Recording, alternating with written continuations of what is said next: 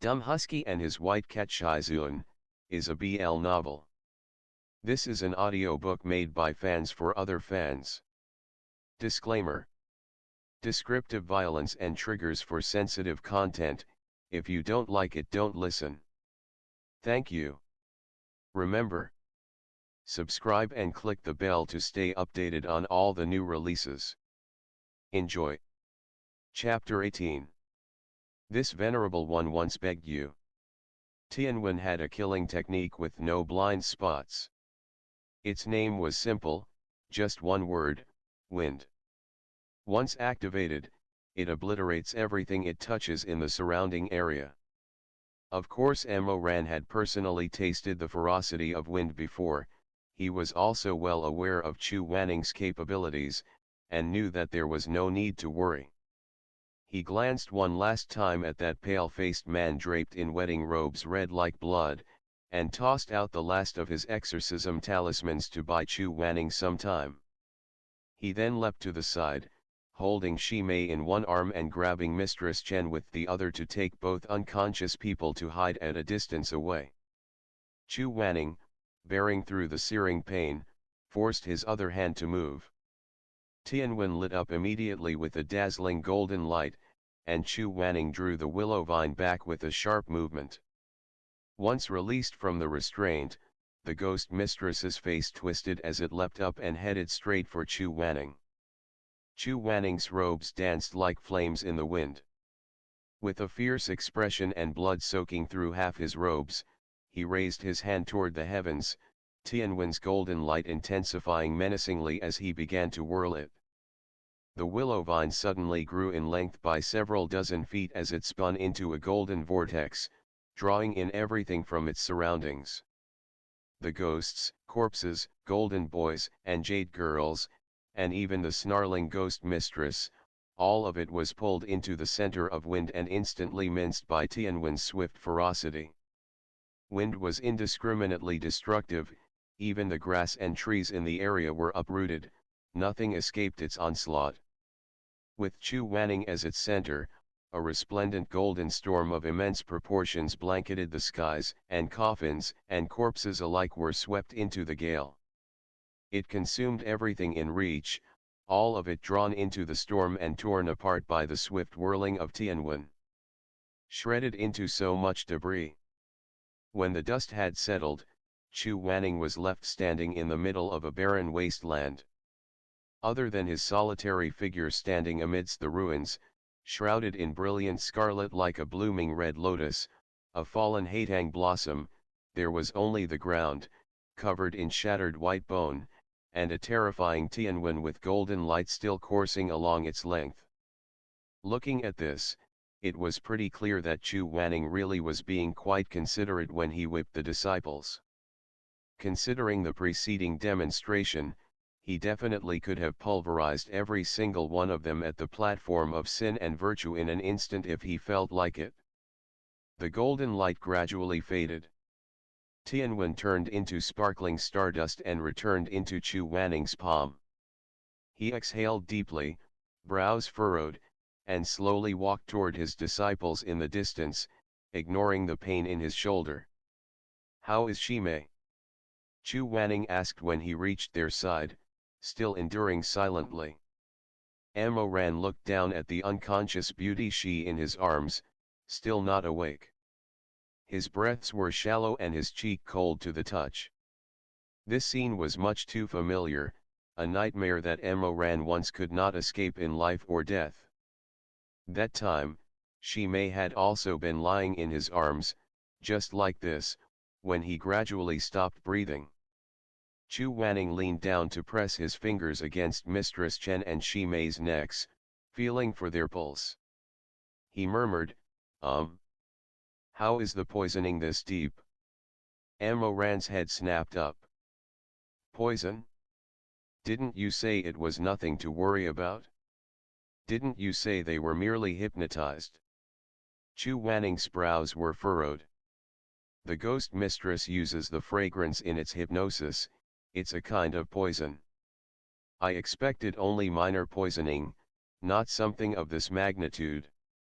Take them back to Chen Manor first, Chu Wanning continued.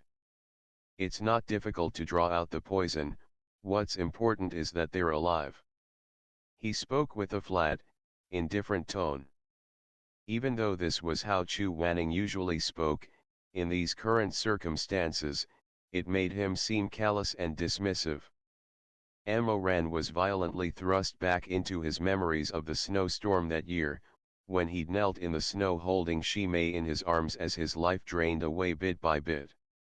His face had been stained with tears, and he'd screamed himself hoarse as he begged Chu Wanning to turn around, to spare his disciple a glance, begged Chu Wanning to lift a hand and save his disciple's life.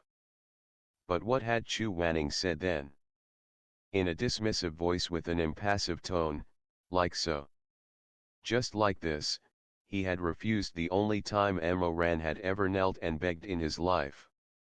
Amidst the falling snow, the person in his arms had gradually grown cold, like the snowflakes that fell on Ran's shoulders and clung to his eyelashes.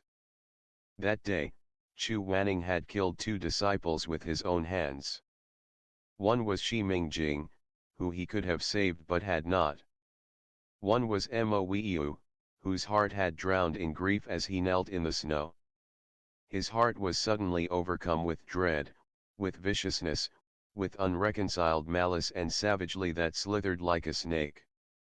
For an instant he felt a violent urge to close his hands around Chu Wanning's neck, to shed this amiable disguise and bear his demonic appearance, to turn into a vicious ghost from the past life and tear into Chu Wanning's flesh, wring some answers, exact his revenge.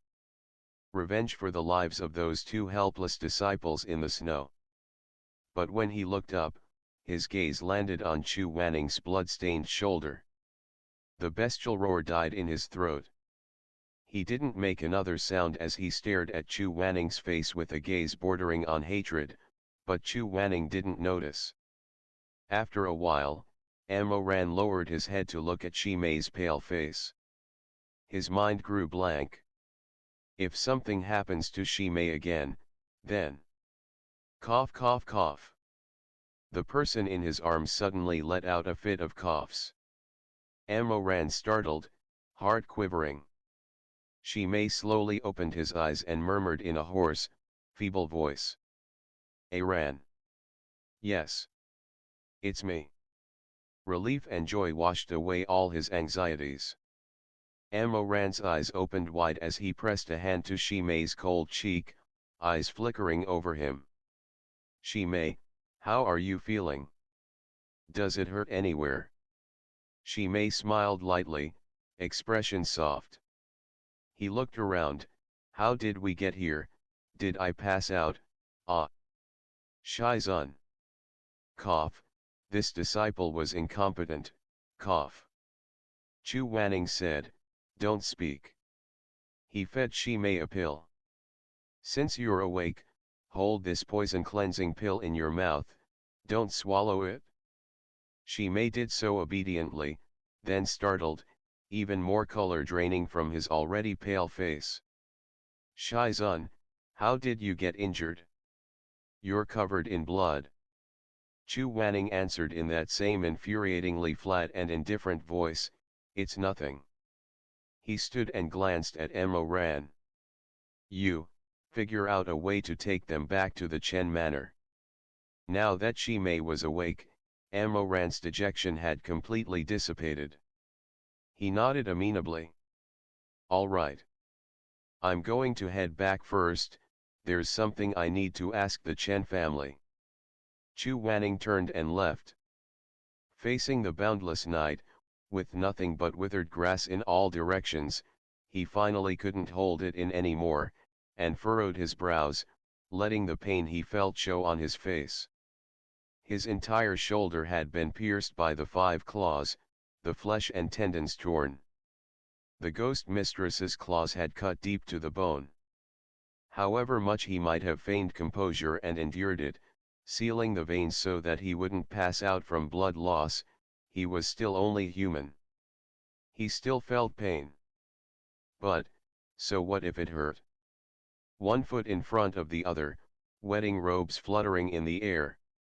All these years, everyone respected him, feared him, but never did anyone dare to stand by his side, never did anyone concern themselves with his well-being.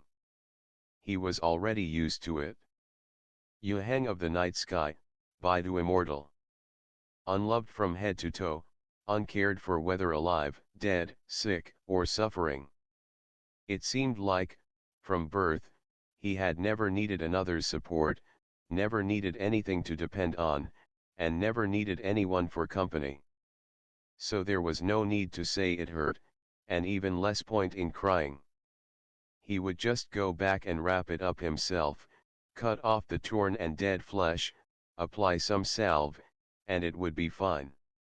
It didn't matter that no one cared about him. He'd already come this far by himself anyway.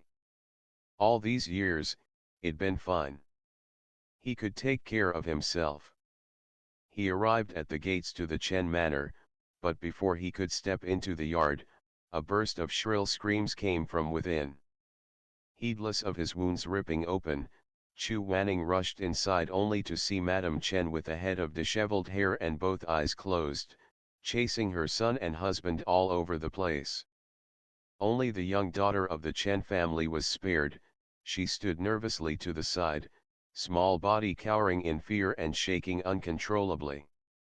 Seeing Chu Wanning, landlord Chen and his youngest son threw themselves at him with terrified cries. Daozang! Daozang, save us!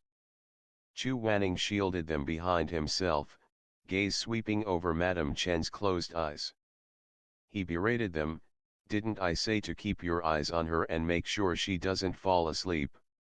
We couldn't watch her all the time. My wife's health is weak, so she usually sleeps early.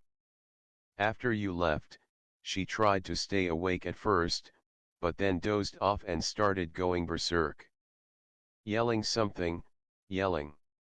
Landlord Chen cowered behind Chu Wanning, shaking, and completely did not notice that the Daozang was wearing wedding robes, or the gaping wound on his shoulder. Chu Wanning frowned. Yelling about what?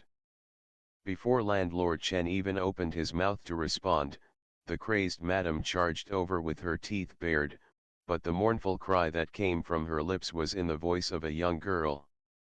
Heartless and dishonest. Heartless and dishonest. Pay me back with your lives. I want all of you to die. Ghost possession, Chu Wanning said. He looked back at Landlord Chen and demanded in a harsh voice, do you know this voice? Landlord Chen's lips trembled, and his eyes darted this way and that. He swallowed nervously as he said, I don't know, I'm not familiar, I don't recognize it. Daozang, please save us. Daozang, please exorcise the ghost. By this time Madame Chen was mere steps away. Chu Wanning lifted his uninjured arm and pointed at her, and a bolt of lightning instantly struck the skies and trapped Madame Chen inside a barrier. Chu Wanning spoke coldly with a sidelong glance, you truly do not recognize it. Landlord Chen cried repeatedly, I truly do not. I truly do not. Chu Wanning didn't bother wasting any more words. He swung out Tianwen and bound Madame Chen inside the barrier. He really ought to have bound Landlord Chen instead, it would have been both more convenient and easier to interrogate.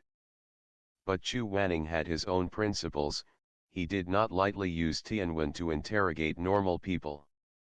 So he skipped over the easy target to interrogate the ghost in Madame Chen's body instead. Interrogating ghosts was different from interrogating people.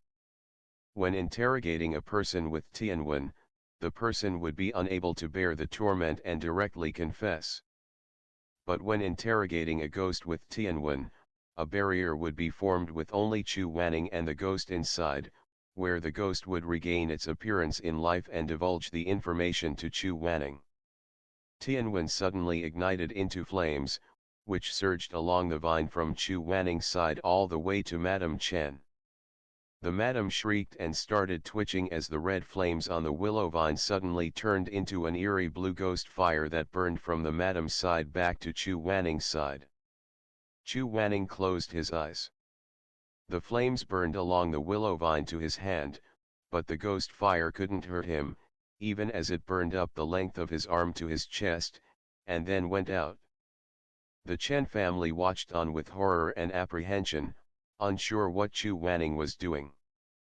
Chu Wanning's eyelashes fluttered lightly, both eyes still closed, but a beam of white light slowly appeared before his eyes, followed by a fair-skinned foot stepping out of the beam, and a young girl of about 17 or 18 appeared in his view. End of the chapter. Stay tuned for more BL.